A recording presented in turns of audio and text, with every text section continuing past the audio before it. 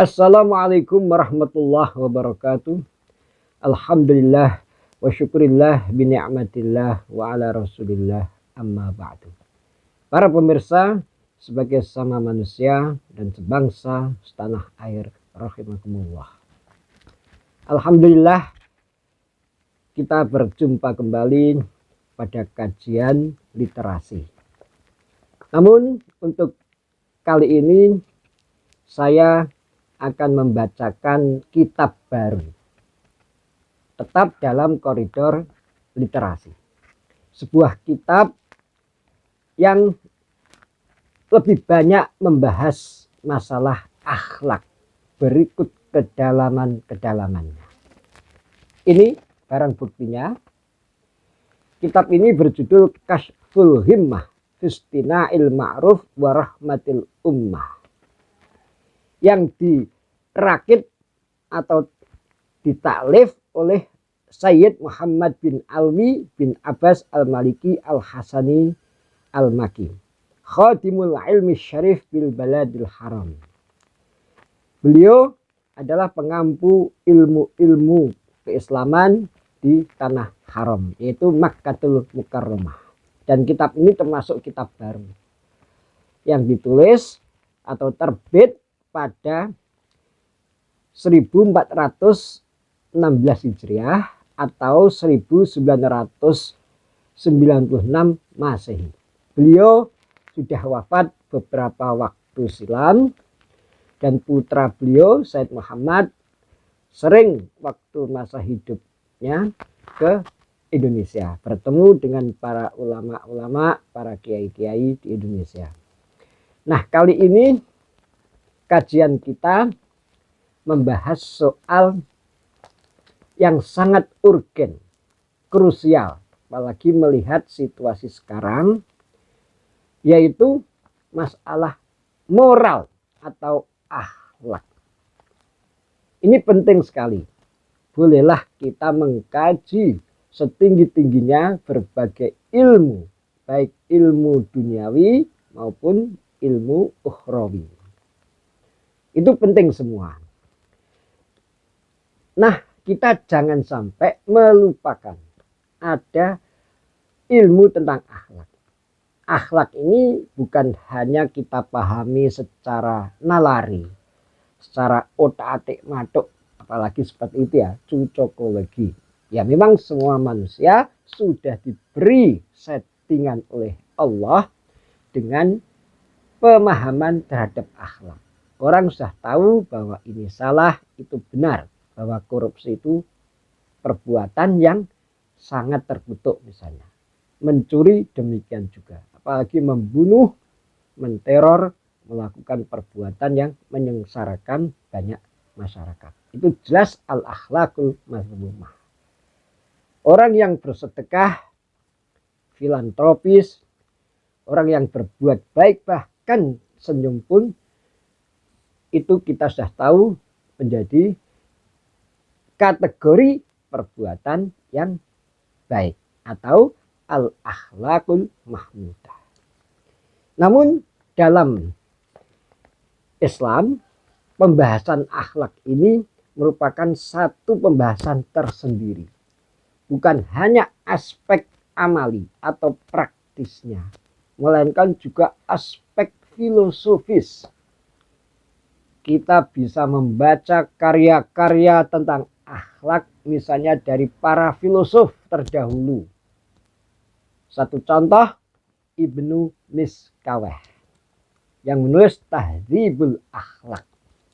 Itu sangat filosofis, berdasarkan nas dan juga reasoning, penalaran, untuk menunjukkan bahwa akhlak itu menjadi bagian dari eksistensi manusia dan mempunyai kedalaman tersendiri. Kitab ini yang ditulis oleh Sayyid Muhammad Ibn Alwi memberikan satu pemahaman kepada kita, pemahaman yang amali, praktis, tetapi mempunyai kedalaman yang sangat penting. Kita tahu saat ini tampaknya dunia kehidupan kita, kalau orang mungkin melihat, merasakan lintang pukang. Kayaknya akhlak itu sudah carut marut. Orang menganggap ini akhlak yang benar. Sedekah itu benar. Penggunaannya benar. Tapi ternyata juga ada hal-hal yang perlu dikritisi. Sisi lain orang menganggap itu satu perbuatan atau akhlak yang menyimpang. Sebelum saya masuk dalam pembacaan kitab ini, saya teringat kata-kata seorang penyair Mesir. Wa innamal umamu akhlaquhum ma baqiyat. Fa inhum zahabu akhlaquhum zahabu. Syaubek melantunkan syair keperihan, kepedihan. Saya yakin beliau melihat kondisi masyarakat lingkungannya pada saat itu, kemudian memuntahkan syair atau puisi yang sangat indah. Kata beliau dalam puisi tersebut, satu kaum itu tergantung pada akhlaknya. Kalau akhlak itu sudah hilang, maka akan hancur pula masyarakat. Jadi ukurannya akhlak. Boleh kita canggih dalam teknologi, dalam politik, dalam administrasi negara, dan semua urusan yang sifatnya profan tersebut. Akan tetapi ternyata kejatuhan satu kaum itu juga karena akhlak. Saya coba ingatkan sejarah. Umat Islam pada saat itu menjadi atau berhasil membangun imperium yang besar, peradaban yang besar di Andalusia yang sekarang Spanyol. 800 tahun umat Islam menguasai dunia, menjadi rujukan peradaban dari bangsa-bangsa lain. Sampai gaya hidup anak-anak mudanya Andalusia, gaya berpakaian diikuti oleh bangsa lain. Ya seperti sekarang inilah kita meniru gaya pakaian, bahkan gaya ngomong bangsa lain. Tetapi apa yang terjadi? Runtuh. 800 tahun. Bayangkan berapa abad? 8 abad. Runtuhnya selain faktor-faktor politik, faktor-faktor yang eksternal itu ya, juga faktor runtuhnya akhlak. Banyak penyimpangan, banyak korupsi dan sebagainya. Dan itu sudah dijelentrehkan oleh sejahrawan. Ini satu contoh. Dan semoga negeri kita tetap menjaga moral, integritas akhlak. Dalam kitab ini dikatakan oleh beliau pengarang muallif, wala syakka annal mujtami al-islam bihajatin syadidatin ila ma yuqawwi silatihi wa yarbitu baina afrodihi. Tak disangsikan lagi bahwa masyarakat muslim membutuhkan sesuatu yang amat krusial, bihajatin syadidah, untuk memperkuat ikatannya dan membangun pribadi-pribadi yang kuat. Wa bistina'il ma'ruf wa ighazatil malhuf wa qadha'il hajat. Nah, caranya bagaimana? Nah, di sini dijelaskan yaitu dengan cara membangun kebaikan, melahirkan ma'ruf, kemudian mewujudkan cinta kasih, memberikan atau memenuhi hajat hidup orang banyak, dan wajabrul khawatiri wasyafa'atil hasanah tazidul mawaddah, untuk menarik empati, simpati, serta pertolongan atau i'anah, bantuan yang baik. Hal itu semua akan bisa tazidul mawaddah, menambah pada cinta kasih. kasih sayang. Wal mahabbatu allati hiya tariqul jannah. Dan cinta kasih. Ini perlu diingat. Ternyata cinta kasih atau kasih sayang itu merupakan jalan menuju ke surga.